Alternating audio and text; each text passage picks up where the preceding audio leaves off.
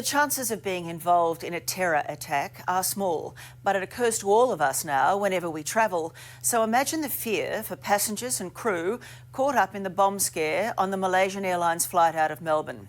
Just after takeoff, a 25-year-old man was allegedly threatening to blow up the plane when brave passengers confronted him, ultimately tackling him to the ground. The first passenger to step up was former AFL star Andrew Leoncelli, and Andrew joins me now. Andrew, thanks for your time. I know you've had a huge day. This man has been charged, and we should point out he's not been charged with carrying a bomb. We now know he wasn't carrying a bomb, but none of you knew that last night, and you all did a remarkably brave thing, I think. Oh, thanks, Tracy. Yeah, it's been a really long 15, 18 hours. We're all exhausted. We're pleased to be home. It was a shocking experience, but we're all safe, which is the positive. What did you make of him in those first few seconds when you eyeballed him? He was highly agitated and erratic. He was threatening to do bad things to the plane. He was not in a well shape or form. Physically, he was reasonably tall. He's about my size. He was carrying a very large object, which I couldn't identify clearly at the time. But there was a lot of uncertainty. He was very aggressive in his words. He was highly agitated and it was very scary.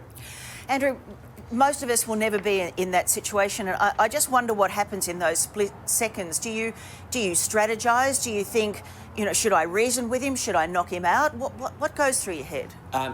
All of that and more. I mean, literally, the thing I was doing when I was looking at him was trying to assess the thing that was in his hands. I mean, I hadn't seen that object before, and if I had more confidence with it, I would have physically hurt him. But, he was literally threatening to blow the plane up, and I don't know what's in his hand. So if he drops it, what happens? So I backed back to give him a bit of space. And then the hostess, who was the true hero, really, who showed real bravery and was incredibly smart and proactive, stood up. So it became two of us that had confronted him. That forced him down the aisle that he'd originally made his way up to the cockpit. And then she basically forced him, funneled him down to the back of the plane, raising the awareness.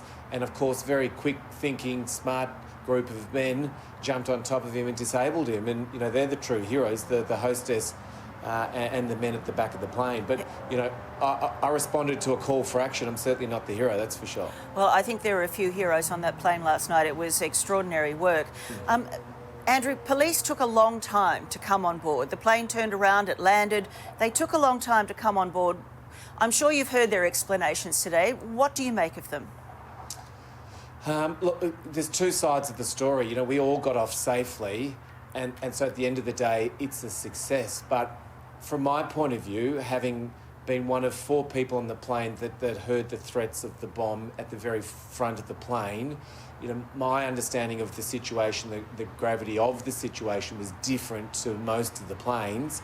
And so when I'm communicating that to the passengers in economy class, where I retreated to after we'd landed on the tarmac, the agitation started to grow. And all of us, particularly this beautiful young Indian family sitting next to me with 2 of the most gorgeous little kids, they were desperate to get off the plane, and all we wanted to do was to open the exit doors, slide off the plane and get as far from the black, unusual object as possible, and it just took too long. So to sit on the plane for an hour and 20 minutes was disconcerting and extremely worrying. Do you think that police procrastinated?